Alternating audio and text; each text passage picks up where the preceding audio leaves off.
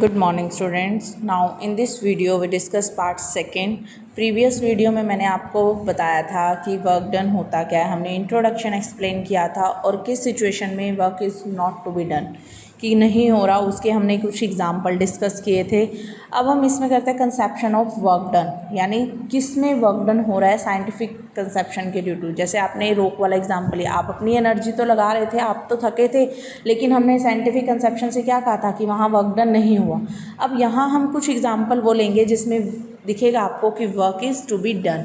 जैसे देखो first example है कि understand the way we work define, जिसमें वर्क डिफाइन हो रहा है। First step, push a pebble lying on the surface, the pebble moves through a distance. उसने क्या कहा है कि एक सरफेस पर पेबल यानी पत्थर से होते हैं वो ले लिया आपने और वो मूव्स कर रहे हैं कुछ डिस्टेंस से। जब आप उन पेबल्स पर फोर्स अप्लाई कर रहे हो, you exerted a force on the payable and the payable got displace. वो जैसे कोई भी आपने उस पर फोर्स अप्लाई की तो उसने अपनी पोजीशन को डिस्प्लेस किया। अब देखो यहाँ तो कंडीशन दोनों फुलफिल हो रही है। मैंने जैसे आपको बताया था कि वर्क उसी कंडीशन में डन होगा, हम साइंटिफिक कंसेप्शन में तभी कहेंगे कि जब आपने किसी ऑब्जेक्ट पर फोर्स अप्लाई की और वो अपने पोजिशन से डिस्प्लेस हुआ, यानी उसने कुछ ना कुछ डिस्प्लेस्ड किया अपनी पोजिशन को, तब हम क्या कहेंगे, work is to be done. अब इस एग्जांपल में हमने यही तो कहा है कि आपने पेबल पर फोर्स लगाई और पेबल गॉट डिस्प्लेस, दोनों कंडीशन फुलफिल हो रही है, फोर्स भी अप्लाई की और डिस्प्लेस भी हुए हैं पेबल, तो work is to be done in this situation.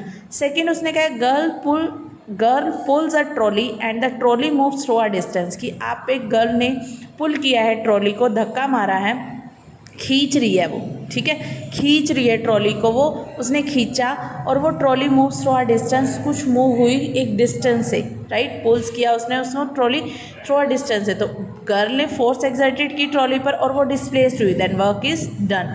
Similarly lift a book through a height, right, एक हाइट पर बुक है and to do this you must apply a force, आपने उस पर फोर्स अप्लाई की, बुक राइजेज अप, और force apply करने पर जैसे ही बुक पर आपने फोर्स अप्लाई की बुक ने मूव किया, राइजेज अप होगी, तो लिफ्ट थी ना, तो work is to be done. Similarly a closure look in above situation, जितनी भी आपने कंडीशन ऊपर पढ़े हैं एग्जाम्पल, उसमें दो condition need to be satisfy, work done. कौन कौन सी, एक तो फोर्स आप should be applied on an object and the object must be displace, तभी हम क्या कहेंगे, work is to be done. यही दो कंडीशन कंपल्शन है।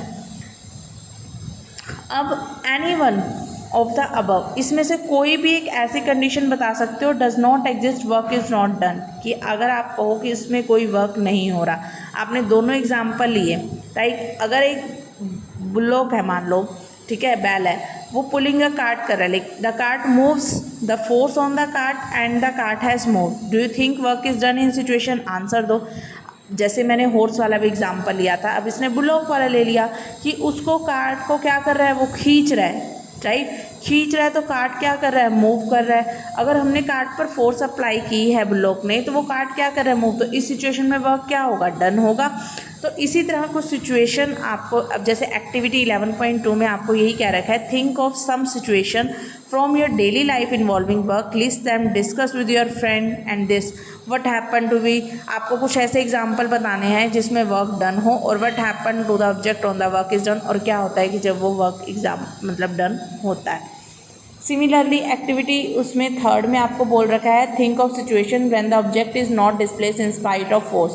जैसे हमने फर्स्ट उसमें मैंने आपको करवाया था इस क्वेश्चन के अंदर कि साइंटिफिक कंसेप्शन में हमने कुछ ऐसे एग्जाम्पल लिए थे जहां हम फोर्स तो अप्लाई कर रहे थे लेकिन उस पर वर्क डन नहीं हुआ था क्योंकि वो डिस्प्लेस नहीं हो रहे थे। तो इस एक्टिविटी में आपको उसी की लिस्ट बनाने को बोल रखा है कि आपको कुछ ऐसी सिचुएशन लेनी है कि जिसमें आप वर्क डन मतलब ऑब्जेक्ट डिस्प्लेस नहीं हो रहा लेकिन आप फोर्स अप्लाई कर रहे हो, और also think of situation when an object get displace in the absence of force. और कुछ ऐसे सिचुएशन भी आपको क्रिएट करनी है कि जिसमें फोर्स तो आप लगा रहे हो, फोर्स मतलब फोर्स नहीं लगा रहे लेकिन फिर भी एक ऑब्जेक्ट डिस्प्लेस हो रहा है, राइट, आपने तो कोई फोर्स नहीं लगाई लेकिन वो ऑब्जेक्ट डिस्प्लेस, लाइक अब एक पेड़ से अपने आप पत्ते गिरते हैं, आप तो कोई फोर्स नहीं लगा रहे लेकिन फोर्स क्या है, एक नेचुरल फोर्स लग रही है एयर के ड्यू टू, जिससे लीव्स हैं, पत्ते हैं, वो अपने आप क्या कर रहे हैं, गिर रहे हैं, तो वहाँ वर्क डन तो वो नहीं होगा ना, तो आपने तो कोई फोर्स लगाया ही नहीं। तो in all situation you can think for each, आपको ये डिस्कस करना है। नेक्स्ट है work done bye a constant force. जैसे अभी मैंने लास्ट वीडियो में आपको नोट्स में से दिखाया था, how is work is defined, हम कैसे, हमने क्या कहा कि वर्क के लिए दो कंडीशन होनी सेटिस्फाई होनी चाहिए कि जब आप किसी ऑब्जेक्ट पर फोर्स अप्लाई कर रहे हो और वो बॉडी क्या हो, डिस्प्लेस हो जाए, राइट। फोर्स और डिस्प्लेसमेंट दोनों एक्ट करने चाहिए, तभी हम क्या कहेंगे, work is to be done. अब देखो इसने एक एग्जाम्पल ले रखा है, हमने एक टेबल ले लिया, राइट। इस टेबल पर आपको दिख रहा है एक बॉक्स रखा है, जब आपने इस बॉक्स पर फोर्स अप्लाई की, राइट, एक कांस्टेंट फोर्स हमने F पर अप्लाई की है और ये बॉक्स क्या हुआ, डिस्प्लेस हो गया, राइट। यहाँ से यहाँ जब मैंने इस पर F फोर्स लगाई, इसकी पोजीशन यहाँ आ गई, ठीक है। तो इन दोनों के बीच में पहले इनिशियल और जहाँ पे फोर्स लगाने के बाद पोजीशन, उन दोनों का डिस्टेंस हमने क्या ले लिया, S ले लिया। तो वर्क डन क्या होगा, जब आपने फोर्स अप्लाई की वो बॉडी क्या हुई, डिस्प्लेस हुई, तो वर्क डन का फॉर्मूला होगा product of force and displacement, force into displacement. W से आप वर्क डन को डिनोट करते हो, फोर्स को आप F से, डिस्प्लेसमेंट को S से, तो F हो जाएगा। तो work done bye a force, जितना भी वर्क डन हम फोर्स लगाने पर जितना भी वर्क डन हो रहा है वो इक्वल होगा किसके, magnitude of force multiply by the distance move in the direction of force. तो वर्क डन, अब वर्क डन के अंदर सिर्फ मैग्नीट्यूड होता है, कोई डायरेक्शन नहीं होती है, याद रखना। Work done is a scalar quantity, और स्केलर क्वांटिटी क्या होती है आपको पता होगा क्योंकि आपने एक चैप्टर कर चुके हो आप मोशन, उसमें स्केलर क्वांटिटी क्या होती है, those physical quantity which have only magnitude but no direction, जिसके अंदर कोई डायरेक्शन नहीं होती, सिर्फ मैग्नीट्यूड होता है, उसको हम क्या कहते हैं, स्केलर क्वांटिटी। तो वर्क डन के अंदर सिर्फ मैग्नीट्यूड होता है, उसकी कोई डायरेक्शन नहीं होती, तो हम उसे क्या कहेंगे कि वर्क डन स्केलर क्वांटिटी है। तो अब अगर मान लो यहाँ से मैं डिफाइन करने को कहती हूँ आपको कि डिफाइन 1 जूल।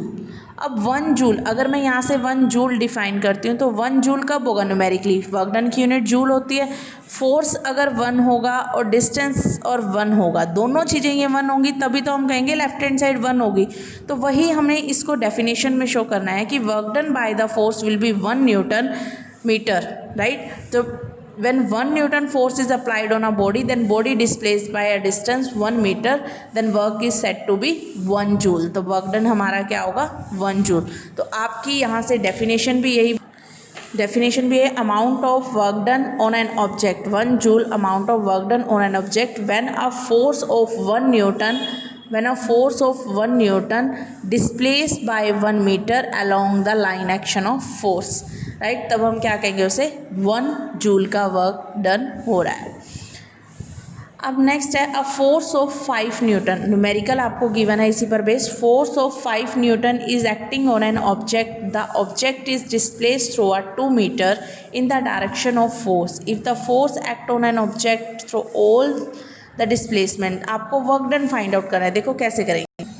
इस क्वेश्चन में आपको फोर्स गिवन है F is equal to 5 Newton, right. फिर उसने क्या है, डिस्टेंस कितना है, 2 मीटर, यानी S आपको गिवन है 2 मीटर। आपको वर्क डन फाइंड आउट करना है। वर्क डन का फॉर्मूला क्या होता है, F इंटू एस। F की वैल्यू 5, S की वैल्यू 2, 5 इंटू 2 10, तो वर्क डन मेरा क्या आ गया, 10 joule. That is your answer. Similarly आप इसका न्यूमेरिकल जो आपको गिवन है आप वो भी ट्राई करोगे, राइट। तो और इसकी जितनी भी, अब इसके बाद एक लास्ट जो ये वाला आपका टॉपिक है वहाँ आता है साइन कन्वेंशन। साइन कन्वेंशन कि किस केस में मेरा वर्क डन पॉजिटिव होगा, किस केस में मेरा work done by the force और ऑन, मतलब बाय द फोर्स किसी, मतलब बाय द ऑब्जेक्ट हो रहा है या ऑन द ऑब्जेक्ट हो रहा है, वो चीज़ें हम यहाँ डिस्कस करते हैं। देखो इसमें क्या है, साइन कन्वेंशन। यहाँ मैंने आपको 3 पॉइंट डिस्कस करने हैं यहाँ पे कि आपको फोर्स और डिस्प्लेसमेंट पे ही डिपेंड है हमारा वर्क डन। तो फर्स्ट है कि when the both force and displacement are in same direction, अगर दोनों ही सेम डायरेक्शन है, जैसे अभी हमने ब्लॉक वाला एग्जांपल लिया था कि टेबल पे एक ब्लॉक है, उस पर मैंने फोर्स लगाई, वो आगे की तरफ डिस्प्लेस हुआ, राइट। दोनों सेम डायरेक्शन में है तो वहाँ वर्क डन क्या होगा, पॉजिटिव। या आप ये ले सकते हो, a child pull a toy car, अब एक टॉय कार को वो खींच रहा है, राइट, खींच रहा है उसके स्ट्रिंग के साथ हॉरिजॉन्टली ग्राउंड, दोनों की डायरेक्शन क्या है, अपनी तरफ खींच रहा है, फोर्स भी अपनी तरफ लगा रहा है और टॉय भी अपनी तरफ आ रहा है। यानी उसने, जैसे अब ये पेन है, अगर मैं इसको अपनी तरफ खींच रही हूँ तो मैं फोर्स भी इस साइड लगा रही हूँ और डिस्टेंस भी इसी साइड तो आ रहा है, तो वर्क डन क्या होगा, पॉजिटिव होगा। सेकेंड केस है when the force act in the direction opposite the direction of displacement, यानी आप जिस डायरेक्शन में फोर्स लगा रहे हो वो उसके अपोजिट डायरेक्शन में मूव कर रहा है, तो उस केस में वर्क डन क्या होगा, नेगेटिव होगा। देखो जैसे इसमें आप केस ले सकते हो, यहाँ तो फोर्स भी पॉजिटिव और डिस्टेंस भी पॉजिटिव, तो वर्क डन पॉजिटिव। यहाँ मान लो फोर्स अगर मैं अपोजिट डायरेक्शन में, फोर्स नेगेटिव है, डिस्टेंस पॉजिटिव है, तो वर्क डन तो हमारा क्या आएगा, नेगेटिव ही आएगा।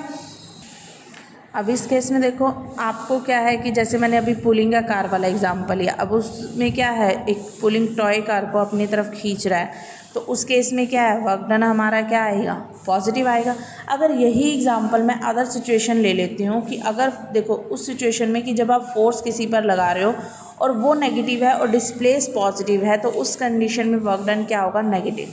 थर्ड है कि अगर if the force and displacement act an angle, angle मतलब किसी एंगल ऑफ 90 डिग्री पर एक्ट कर रहे हैं, तो वर्क डन क्या होगा, ज़ीरो। जैसे एक लिफ्ट है, ग्राउंड पर लिफ्ट हमेशा क्या होती है, परपेंडिकुलर होती है, राइट, तो वहाँ वर्क डन क्या होगा, नेगेटिव होगा।